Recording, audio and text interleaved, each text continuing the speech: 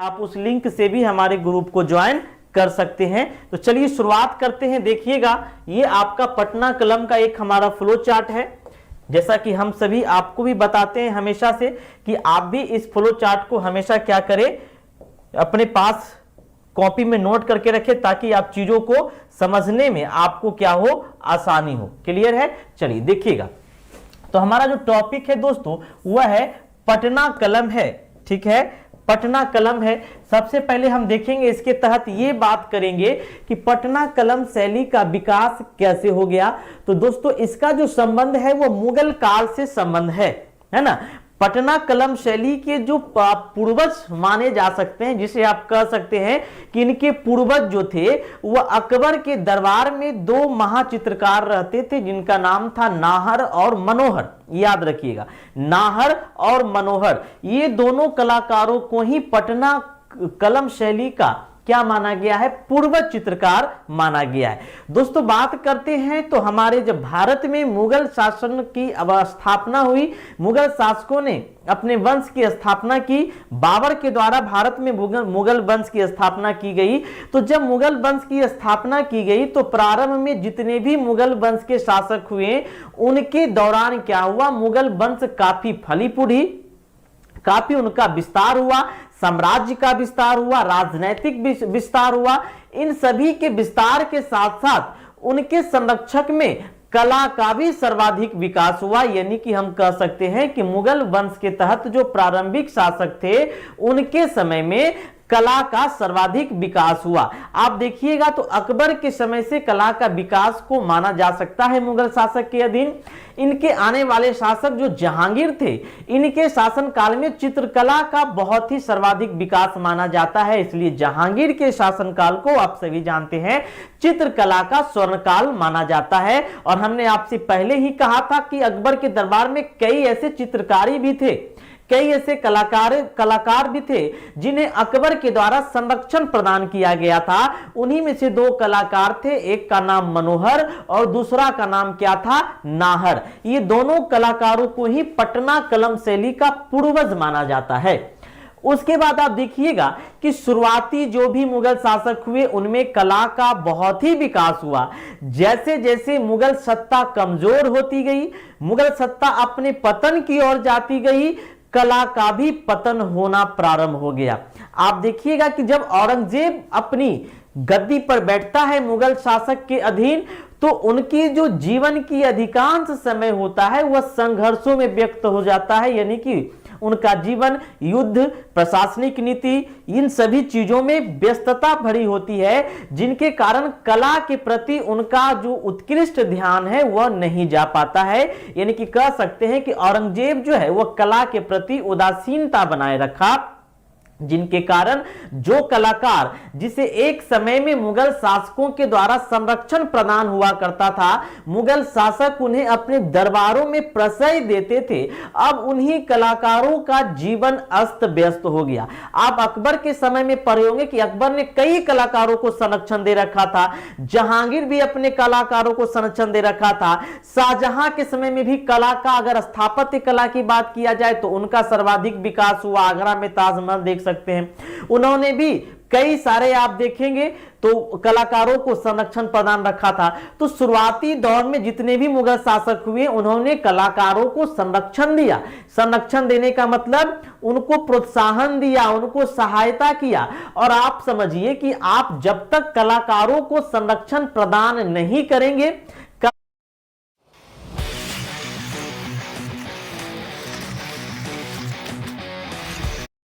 करेंगे, कला का विकास सर्वाधिक कैसे होगा, कला का उत्कृष्ट विकास कैसे होगा। तो कलाकारों को संरक्षण देने से ही उस समय कला का क्या हुआ, सर्वाधिक विकास हुआ। लेकिन जैसे जैसे मुगल शासक का पतन होते गया, औरंगजेब आए, औरंगजेब का अधिकांश जीवन युद्धों में बीता, तो उनके समय में भी कला में रुचि नहीं दिखाई गई। औरंगजेब की मृत्यु जब 1707 ईस्वी में हो जाती है, उसके बाद मुगल सत्ता अपने पतन की ओर क्या होती है, चल पड़ती है।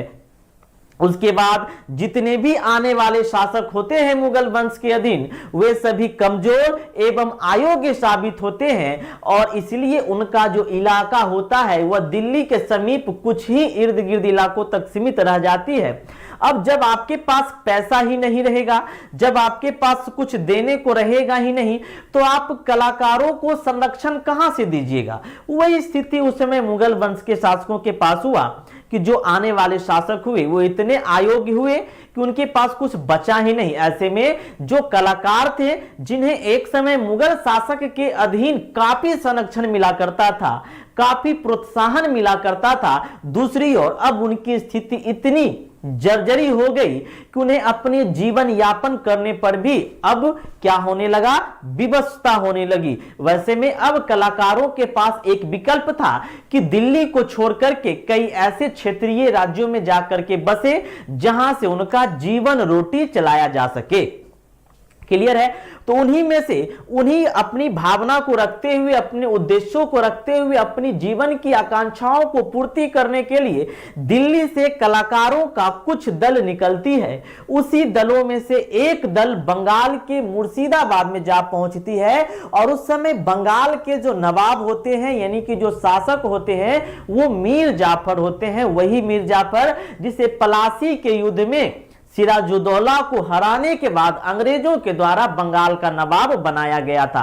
तो मीर जाफर भी अगर देखा जाए तो वह भी कला का बहुत प्रेमी थे और उस समय तक, यानी कि मीर जाफर का जो प्रारंभिक पीरियड था, उस पीरियड तक बंगाल काफी सुखी और समृद्धशाली राज्य था। इसीलिए तो अंग्रेजों का ध्यान सबसे पहले बंगाल की ओर गया। तो जब शुरुआत में बंगाल अपार धन से परिपूर्ण था, सुखी एवं समृद्धशाली था, ऐसे में जब कलाकार वहां पहुंचे तो मीर जाफर भी अपने आप में गौरव महसूस करने लगे कि दिल्ली के कलाकार, जो दिल्ली के मुगल शासक के अधीन कलाकार थे, वो मेरे पास संरक्षण लेने आया है। उन्हें काफी गौरवान्वित महसूस हुई अपने आप में मुगल शासकों के कलाकारों को अपने दरबार में रखने से, है ना। अब बताइए, आपके पास अगर प्रधानमंत्री का जो बॉडीगार्ड है वो आपके पास बॉडीगार्डी करने के लिए चला है तो आपका सीना चौड़ा होगा कि नहीं। आप तो कहिएगा ना कि हमारे पास वही बॉडीगार्ड है जो प्रधानमंत्री का बॉडीगार्ड हुआ करता था। तो आपके पास एक अलग सी लगेगी कि बाप रे बाप, हम बहुत बड़का बॉडीगार्ड रख लिए हैं। वही गौरवान्वित महसूस हुआ किसे, मीर जाफर को, कि हमने दिल्ली के मुगल शासक के अधीन जो संरक्षण प्राप्त कलाकार थे उनको प्रशय दिया है, उनको संरक्षण प्रदान दिया है। और बहुत ढोल पीटते रहता था कि हमारे बंगाल में दिल्ली के आए हुए कलाकार हैं। और इसी उद्देश्य से मीर जाफर ने इन कलाकारों को हुगली नदी के किनारे बसा दिया। उस समय जो कलाकार आकर के मुर्शिदाबाद में बसे थे उनका बहुत ही विकास हुआ, क्योंकि मीर जाफर उन्हें संरक्षण दिया करते थे। लेकिन जैसे जैसे अंग्रेजों की घिनौनी नीति बढ़ती गई, अंग्रेजों का ध्यान बंगाल के खजाने पर था, यानी कि मीर जाफर के सरकारी खजाने पर था, और अंग्रेज उसे किसी तरीके से निकाल करके अपने झोली में भरना चाहते थे। यानी कि अब अंग्रेजों का ध्यान था बंगाल की संपत्ति, बंगाल का अपार धन, और धीरे धीरे करके बक्सर के युद्ध तक आप देखते हैं बंगाल को एकदम खोखला बना लिया जाता है। वो तो बात की बात है, मीर जाफर के समय में ही बंगाल को इतना लूटा जाता है, इतना लूटा जाता है कि मीर जाफर के सरकारी खजाने में अब पर्याप्त धन बचा ही नहीं था। इतना पर्याप्त धन बचा ही नहीं था कि उनमें से कुछ पैसे को निकाल करके वो कलाकारों को संरक्षण प्रदान कर सके, कलाकारों को प्रोत्साहन दिया कर सके। वैसे में अब मीर जाफर, जो एक समय कला के प्रति बहुत रुचि रखते थे, उनका भी ध्यान अब कलाकारों के प्रति नहीं रहा, यानी कि वह भी अब वो भी अब कला के प्रति उदासीनता बनाए रखे। कारण एक ही था कि सरकारी खजाने में अपर्याप्त धन, अब ऐसे में कलाकारों के पास फिर से एक बार वही समस्या उत्पन्न हो गई, जो समस्या दिल्ली के दरबार यानी मुगल शासक के अधीन रहते हुए समस्या उत्पन्न हुई थी। अब दोस्तों, अब मीर जाफर की तो बात छोड़िए, मीर जाफर ने अपने हद तक बहुत प्रयास किया कलाकारों को संरक्षण देने के लिए, लेकिन जैसे ही उसके पुत्र मीरन को बंगाल का नवाब बनाया जाता है, हालांकि बहुत ही कम समय तक बनते हैं, लेकिन मीरन एकदम पूर्णतः कलाकारों को संरक्षण देना बंद कर देते हैं। ऐसे में कलाकारों को फिर से एक बार पलायन करने की नौबत आती है और फिर अब कलाकार सोचते हैं कि अब बंगाल से पलायन किया जाए, क्योंकि बंगाल अब पूरी तरीके से लूट चुका था, पूरी तरीके से अंग्रेजी शक्ति के खिलाफ, अंग्रेजी सत्ता के हाथों में जा चुकी थी। वैसे में अब कलाकार वहां से पलायन करने की सोचते हैं और वहां से फिर एक दल आकर के पटना में अपना क्या करता है, कला का विकास करता है। उसी कला को हम लोग पटना कलम शैली या पटना कलम चित्रकारी के नाम से जानते हैं। अब दोस्तों, अगर बात आए कि उन चित्रकारों ने, उन कलाकारों ने पटना को ही अपना स्थल क्यों चुना, और भी तो बहुत सारा जगह था, तो पटना को इसलिए चुना क्योंकि बिहार जो उस समय था, बिहार उस समय सोरे, हफीम, नील इत्यादि का बहुत बड़ा, आप जान सकते हैं, अग्रणी माना जाता था और अंग्रेजों का एक ध्यान बिहार पर भी था। और बिहार की जो राजधानी पटना थी, वो आप जानते हैं कि ये गंगा नदी के तट पर लगी हुई थी, गंगा नदी के तट पर बसी हुई थी। Take me by surprise. Jiva, what the heart wants. तटीय क्षेत्र होने के कारण यहां पर विदेशी यात्रियों का आवागमन होते रहता था। कई विदेशी यात्री, कई विदेशी कंपनियों के अधिकारी यहां अधिकांश समय पर आते जाते रहते थे और कुछ समय तक यहां पर कंपनी के रखरखाव के लिए, कंपनी के कार्यों के लिए निवास भी करते थे।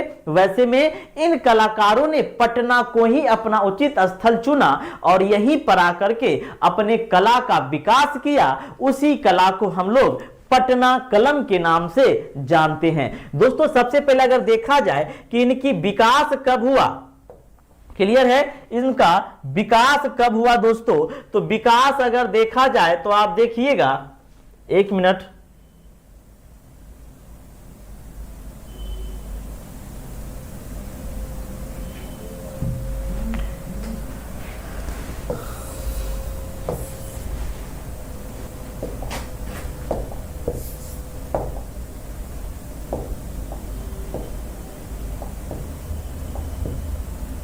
चलिए अगर उसकी देखिएगा विकास को देखते हैं तो विकास क्या है, मुगल साम्राज्य के पतन के काल में, जैसे मुगल काल का पतन होता है, इस कला का विकास माना जाता है। 1750 से 1925 ईस्वी में ये इनका विकास होता है। अगर माना जाए तो 1760 में बिहार में यानी पटना में इनका विकास माना जाता है। बंगाल के मुर्शिदाबाद से इस कला का विकास माना जाता है। इस कला का जो प्रारंभ हुआ था बंगाल के मुर्शिदाबाद से हुआ था, मैंने आपको बताया, और धीरे धीरे यह कला बिहार पहुंची, पटना पहुंची और पटना में इसका सर्वाधिक विकास हुआ, इसलिए इसे पटना कलम के नाम से जाना जाता है। क्लियर है। चलिए अब देखिएगा बिहार के प्रमुख क्षेत्र कि वो क्षेत्र कौन कौन से थे जहां पर इन कलाकारों ने क्या किया था, अपना प्रमुख क्षेत्र स्थापित किया था, यानी कि उन क्षेत्रों पर इन्होंने अपना कला का सर्वाधिक विकास किया था। तो देखिएगा पटना, आरा, दानापुर, इनका जो सर्वाधिक महत्वपूर्ण केंद्र था वो पटना था। लेकिन पटना के अलावा इनके कई क्षेत्रीय केंद्र भी थे, जैसे आरा में, जैसे दानापुर में, है ना। इन सभी जगहों पर उन्होंने अपना जो है कला का सर्वाधिक विकास किया। दानापुर में जहां सैनिक, ब्रिटिश सैनिक रेजिमेंट हुआ करती थी, वहां पर भी कला का इन्होंने सर्वाधिक विकास किया। इसके अलावा अगर पटना के निजी क्षेत्रों की बात किया जाए तो उनका नाम है लोधी कटरा, दीवान मोहल्ला, मच्छर हट्टा। इन सभी जगहों को आप लोग याद रखिएगा, उदाहरण देना नहीं भूलिएगा, याद रखिएगा। मैं बार बार कहता हूं उदाहरण देना आप सभी नहीं भूलिएगा, एकदम उदाहरण देना ही देना है। क्लियर है। चलिएगा तो देखिएगा, अगर पटना की बात किया जाए तो पटना में लोधी कटरा, दीवान मोहल्ला, मच्छर हट्टा, इन सभी इनका क्या था, प्रमुख केंद्र था। अब देखिएगा इनकी विशेषता क्या थी, तो इनकी जो विशेषता है दोस्तों, इनकी विशेषता को हम लोग इन 6 भागों में बांट करके देख सकते हैं।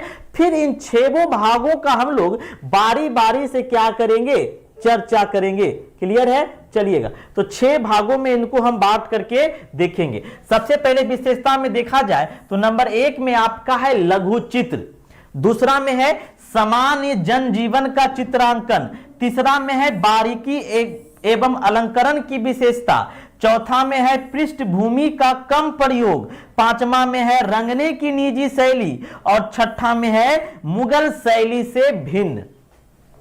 इन 6 इनकी विशेषता है। अभी आपकी विशेषता समाप्त नहीं हुई है, अभी इन विशेषताओं पर हम चर्चा करेंगे। अब प्रमुख कलाकार की बात किया जाए तो इनके जो प्रमुख कलाकार थे वो 2 इनके प्रमुख कलाकार थे, एक सेवक राम और दूसरा हुलास राम। याद रखिएगा, पटना कलम शैली के 2 प्रमुख कलाकार थे, सेवक राम और हुलास राम। लेकिन इनके अलावा कई अन्य कलाकार भी थे, जैसे श्री रामदास, शिव दयाल लाल, गुरसहाय लाल, ईश्वरी प्रसाद वर्मा इत्यादि, ये सभी इनके प्रमुख कलाकार थे। और इस कलाकारों में पुरुषों की प्रधानता होने के कारण, यानी कि आप देखिएगा इस कलाकारों में महिला से ज्यादा पुरुषों का सर्वाधिक नाम है, यानी कि पुरुषों का अधिक योगदान होने के कारण इसे पुरुषों की शैली भी कहा जाता है, इसे पुरुषों की शैली भी कहा जाता है। लेकिन महिलाओं का भी कुछ नाम यहां पे देखने को मिलता है, जैसे सोनो देवी और दक्षी बेबी। इन 2 महिला ऐसी है जिनका पटना कलम शैली के अंतर्गत जिक्र किया गया है। तो आइए सबसे पहले हम लोग इसकी विशेषताओं को देखेंगे कि इसकी विशेषताओं के अंतर्गत कौन कौन से पार्ट आपको देखना है। देखिएगा, अगर विशेषताओं की बात करते हैं दोस्तों तो आप लोग देखिएगा, विशेषताओं की बात करते हैं, चलिए अगर विशेषताओं की बात करते हैं तो सबसे पहले हमने आपको क्या बताया था, लघु चित्रों के बारे में, लघु चित्रों के बारे में। अब आइए लघु चित्रों की क्या क्या विशेषताएं हैं और इसे कैसे बनाया जाता था, इनकी चर्चा हम लोग करेंगे। चलिए, क्लियर है?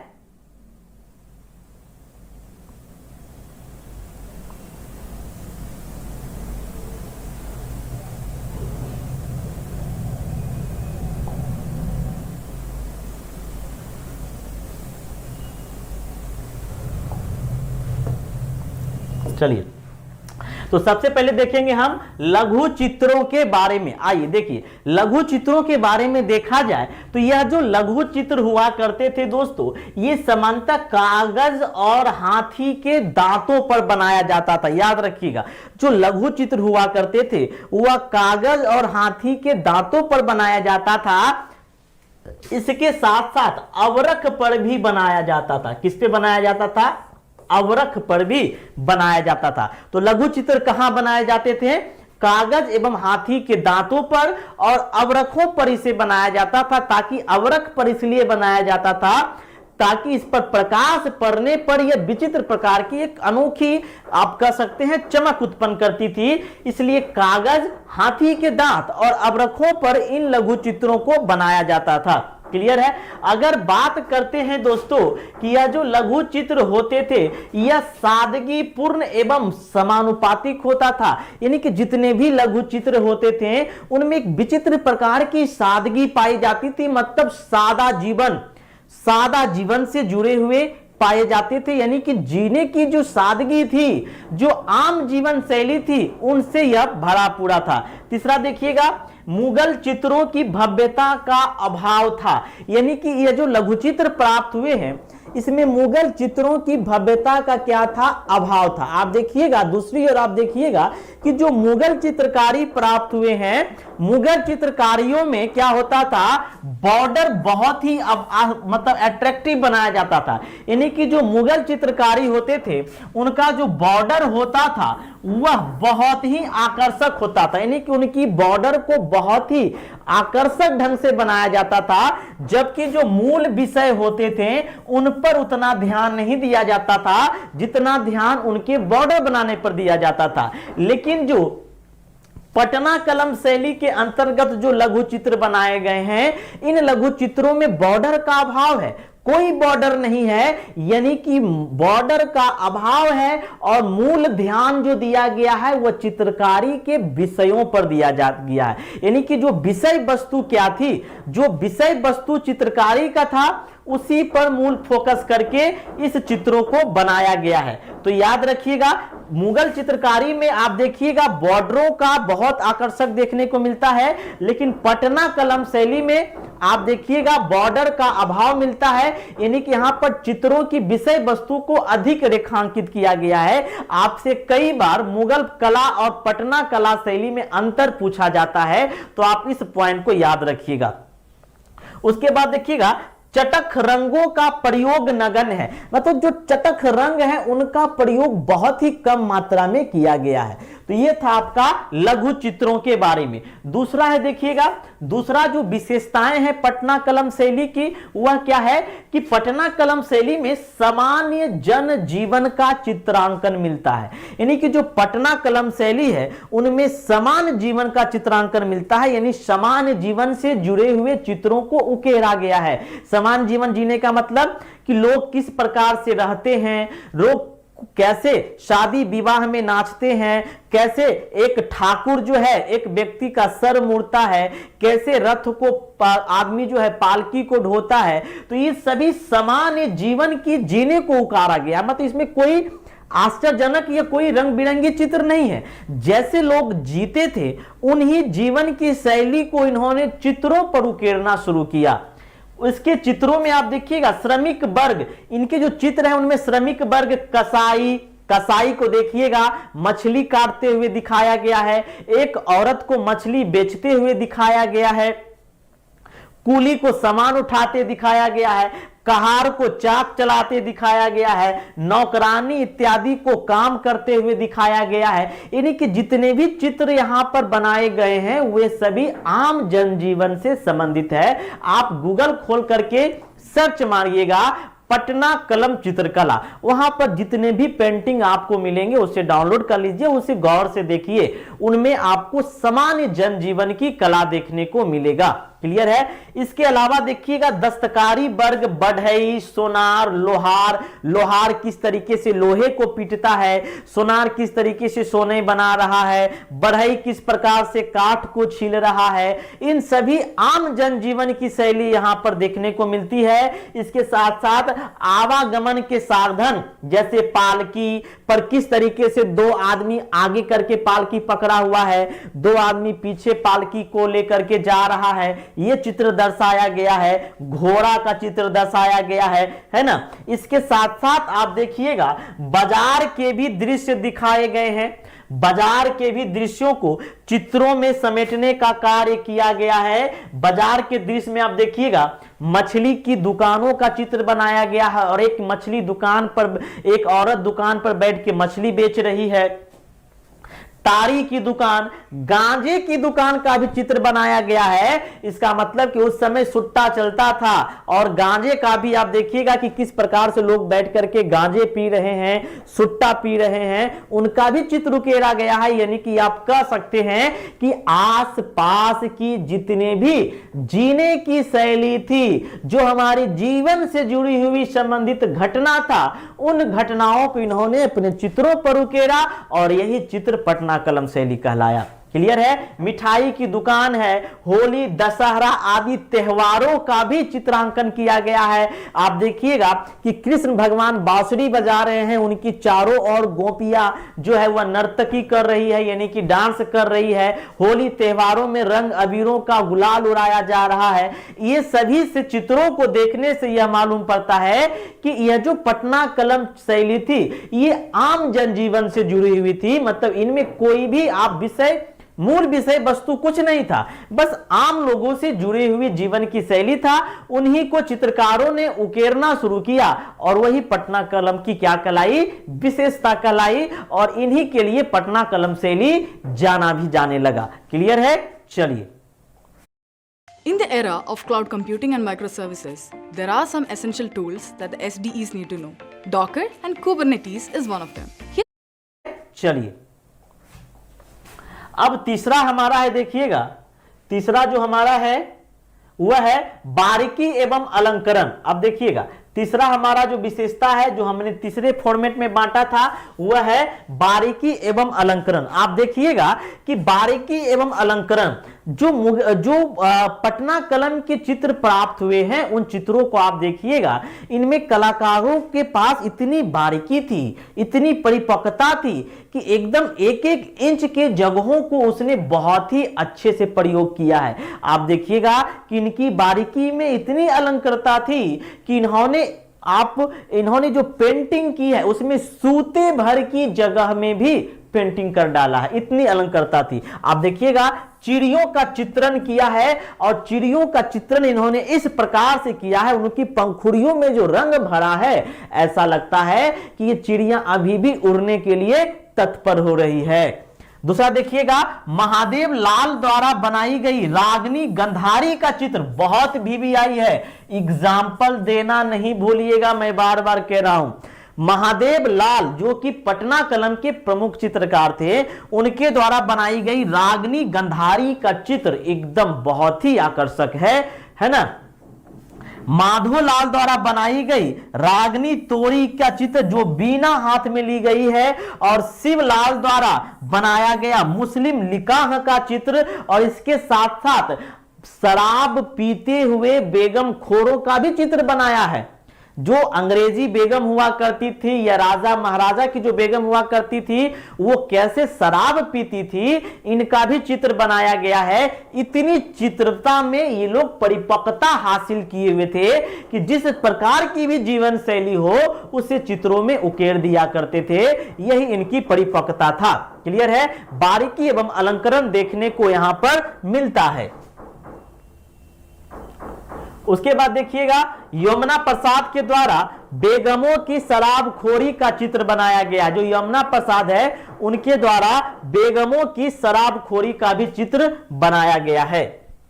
अब फिर विशेषता में आएंगे। चौथा विशेषता क्या है इसकी जो चौथी विशेषता है दोस्तों, इसको देखिएगा, पृष्ठभूमि का कम प्रयोग किया गया। हमने कहा था कि जो मुगल चित्रकला है इसमें पृष्ठभूमि का प्रयोग कम किया गया है। दूसरी ओर अगर आप जो पटना कलम देखिएगा, पटना कलम में पृष्ठभूमि का कम प्रयोग किया गया है। दूसरी ओर आप मुगल कला देखेंगे, मुगल कला में पृष्ठभूमि का ज्यादा प्रयोग किया गया, यानी कि उनके बॉर्डर बहुत आकर्षक बनाए गए हैं। तो पृष्ठभूमि का कम प्रयोग किया गया है, बॉर्डरों का अभाव दिखता है, यानी कि पटना कलम में चित्रकारी में कोई बॉर्डर नहीं दिया गया है, बॉर्डर का स्पष्ट अभाव यहां पर दिखता है। उसके बाद देखिएगा विषय वस्तु पर ध्यान केंद्रित किया गया है।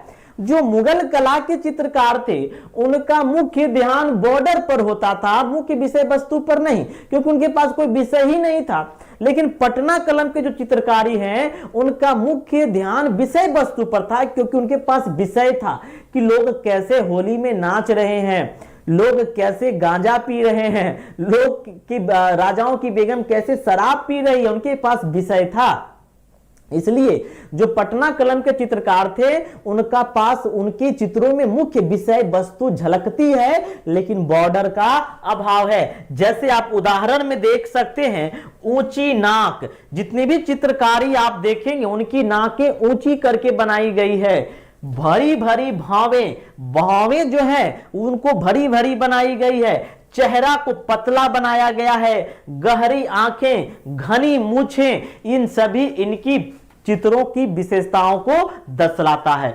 उसके बाद देखिएगा रंगने की निजी शैली, इनके पास रंगने की निजी शैली थी कहीं, क्योंकि इनके पास किसी को प्रशय मिला ही नहीं था, कोई संरक्षण नहीं था, पैसे का अभाव था, ये लोग अपने चित्रों को बेचते थे और उन्हीं से जीवन यापन करते थे। तो इनके पास जितने भी साधन थे, जो साधन प्रयोग करके ये चित्रकारी करते थे, वे सभी साधन इनके निजी थे। निजी यानी कि खुद से बनाए हुए थे, यानी कि रंगने की क्या थी, निजी शैली थी। निजी शैली मतलब इन्होंने खुद शैली तैयार करके खुद से बनाए गए चीजों से चित्रों को बनाते थे।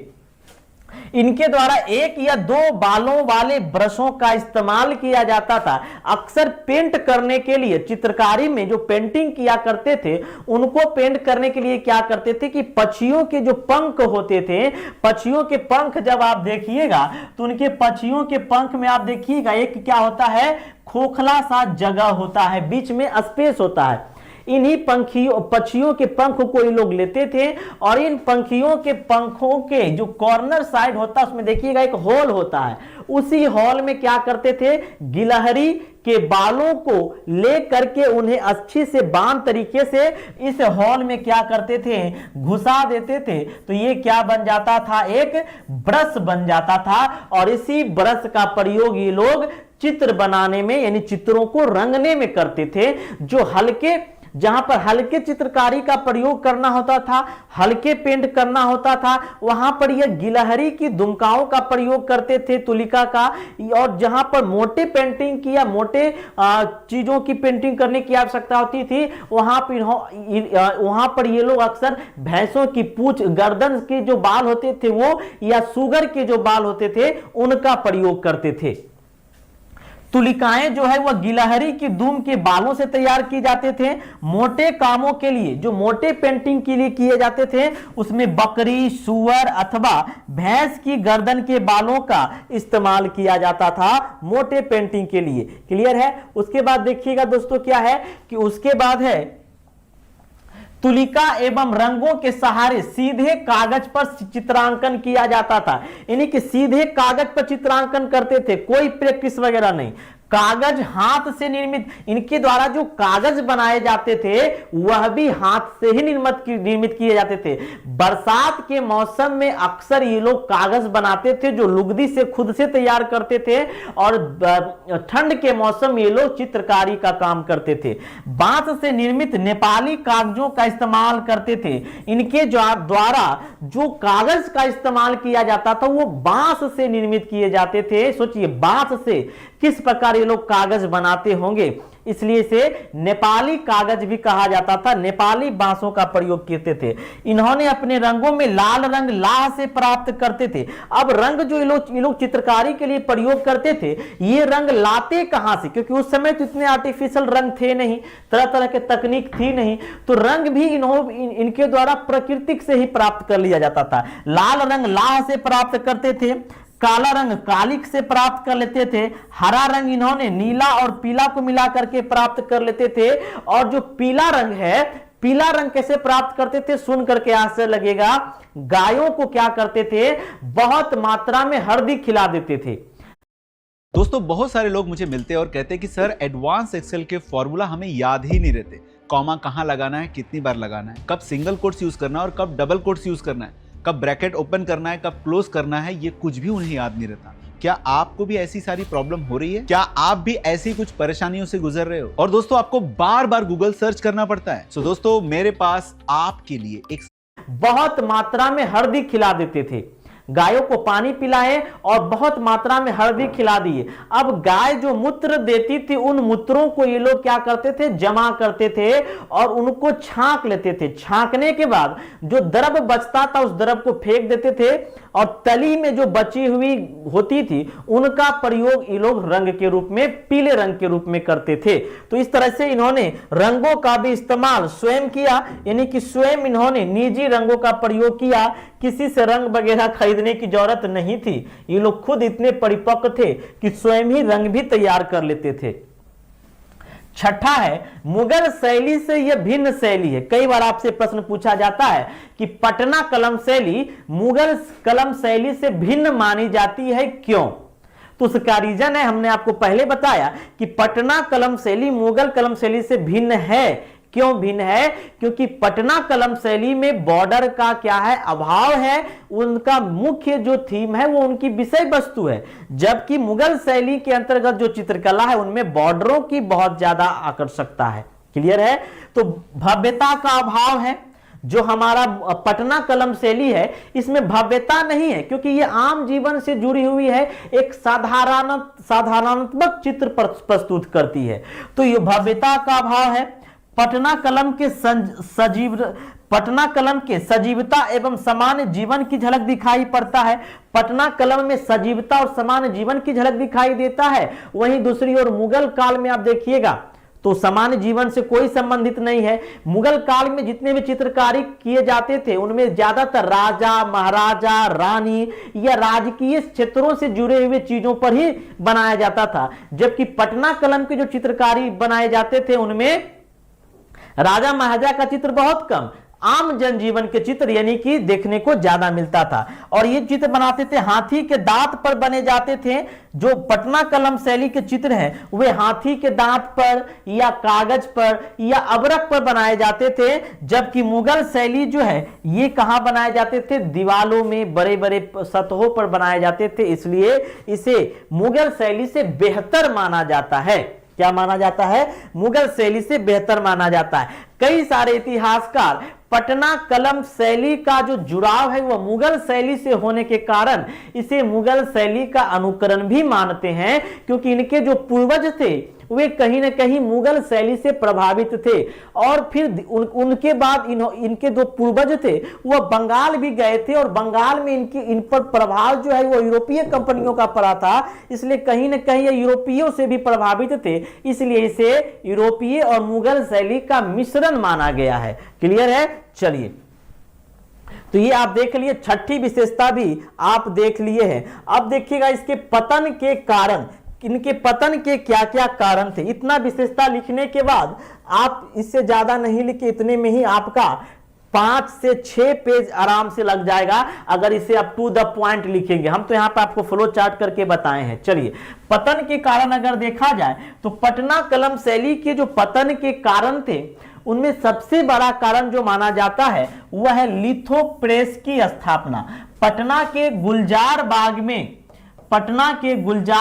में आप अभी भी देखते हैं गुलजार बाग है, इस स्थान पर लिथो प्रेस का क्या कर दिया गया, स्थापना किया गया। लिथो प्रेस उस समय एक ऐसी मशीन थी जो चित्रों को प्रिंटिंग करके निकालती थी। अभी भी प्रिंटिंग प्रेस है, तो लिथो प्रेस की स्थापना की जाने लगी। जैसे ही लिथो प्रेस की स्थापना हुई वैसे में जो चित्रकारी बनाते थे उन चित्रों का अब प्रिंटिंग होने लगा, यानी कि जो चित्रकार यानी कलाकार लोग सीधे बना करके बेचते थे और अच्छा खासा मुनाफा कमाते थे अंग्रेज अधिकारियों से बेच करके, क्योंकि अंग्रेजों का आगमन होता था और अंग्रेज काफी शौक से अपनी, जैसे अब कोई अंग्रेज अधिकारी है 5 वर्ष यहां रहा, जब वो यूरोप जाते थे यानी कि जब वो ब्रिटेन जाते थे तो वो अपनी यादगार के तौर पर, बिहार के यादगार के तौर पर वो चित्रकारी बना करके जाते थे। कई सारे अंग्रेज अपने कोटों के बटनों पर चित्रकारी कराते थे हाथी के दांत से बने हुए। तो देखिएगा कि लिथो प्रेस की स्थापना कर दी जाती है, जिसके कारण इनकी द्वारा बनाए गए चित्रों को अब प्रिंटिंग की जाने लगी।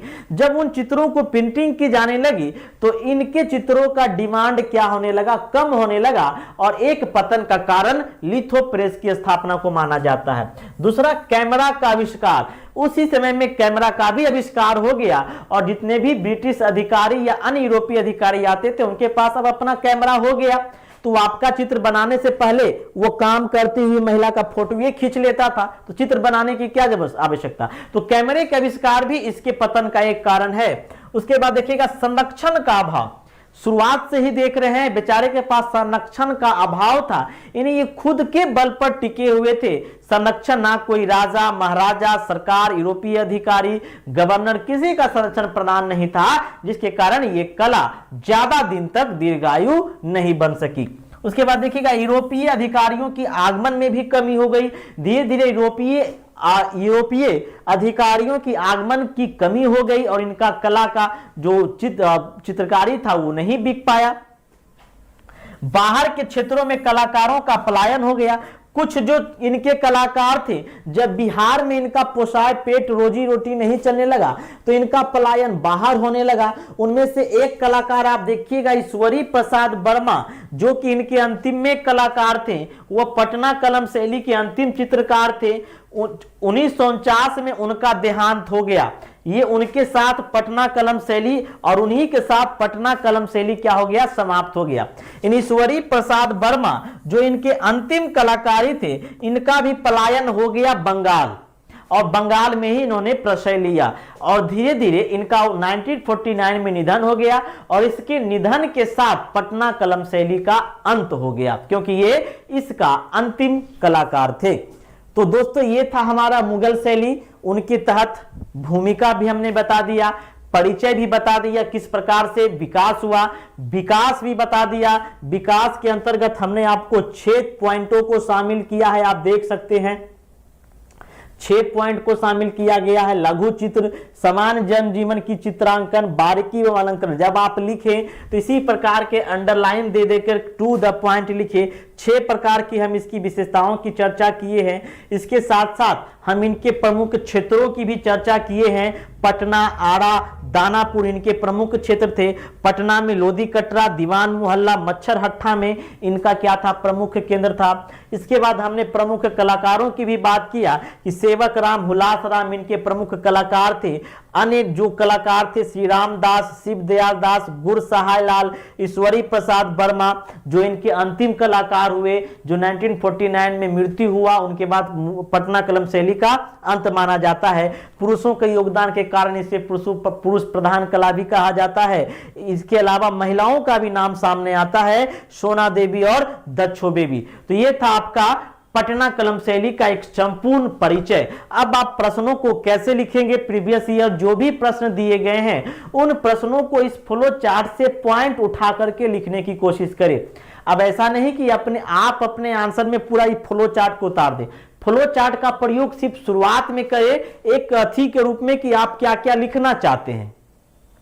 सारे चीज को फ्लो चार्ट में नहीं लिखें, आप टू द पॉइंट इसी चीज को लिख करके अपना पॉइंट को पूरा करें। जैसे कि आप शुरुआत में लिख सकते हैं कि मुगल साम्राज्य के पतन के काल में पटना कलम शैली का विकास हुआ, या फिर जो हमने आपको बताया था कि किस तरह से मुर्शिदाबाद गया, मुर्शिदाबाद में फिर मीरन जब गद्दी पर आया तो किस प्रकार उन्हें प्रशय मिलना कम हो गया, फिर वो वहां से पटना पहुंचे और पटना में ही कला का क्या हुआ, विकास हुआ, इसलिए इसे पटना कलम के नाम से जाना जाता है ना। उसके बाद इनके बिहार में प्रमुख क्षेत्र ये हैं, इस प्रकार से दर्शा दीजिएगा। फिर इन पटना कलम शैली की निम्नलिखित विशेषताएं हैं जिसे हम देख सकते हैं। फिर आप एक चार्ट बनाएंगे और 6 विशेषता जो ये यहाँ पे हमने लिखा है, इन 6 विशेषता को एक चार्ट में रख दीजिए और फिर बारी बारी से आप आइए यहाँ पर एक में लिखिए एक में लिख लीजिए लघु चित्र, यहाँ पर आइए और एक में लिख लीजिए लघु चित्र, और लघु चित्र के अंतर्गत जितने भी विशेषता दिया गया है उसको टू द पॉइंट लिख दीजिए। दूसरा में आइए सामान्य जनजीवन का परिचय, पॉइंट दीजिए, हेडिंग दीजिए, जितने भी पॉइंट है लिख डालिए। तीसरा हेडिंग दीजिए बारीकी एवं अलंकरण, हेडिंग दीजिए, जितने भी पॉइंट है लिख डालिए। चौथा में पृष्ठभूमि का कम प्रयोग, हेडिंग दीजिए, जितने भी पॉइंट है लिख डालिए, और भी किताबें पढ़िए, जो भी पॉइंट आपको अच्छा लगे लिख डालिए। पांचवा है रंगने की निजी शैली, हेडिंग दीजिए, जितने भी पॉइंट है लिख दीजिए। छठा है मुगल शैली से भिन्न शैली, जितने भी पॉइंट है लिख डालिए। इतना लिखने के बाद आप लिखिएगा कि किस तरीके से ये मुगल शैली से भिन्न थी, ये लिख लीजिएगा, और किस प्रकार से पतन हुआ, पतन की भी चर्चा आप थोड़ी सी करके आप इसके आंसर को समाप्त कर सकते हैं। तो ये था हमारा मुगल पटना कलम शैली। 9 बजे से आज आप सभी का एनसीईआरटी सीरीज प्रारंभ होने वाला है, संपूर्ण एंशिएंट का। तो मुझे उम्मीद है कि आप सभी 9 बजे से जरूर उपस्थित रहिएगा। ठीक है, विदा लेते हैं, फिर मिलते हैं 9 बजे से एंशिएंट सीरीज के साथ। तब तक के लिए सभी को जय हिंद।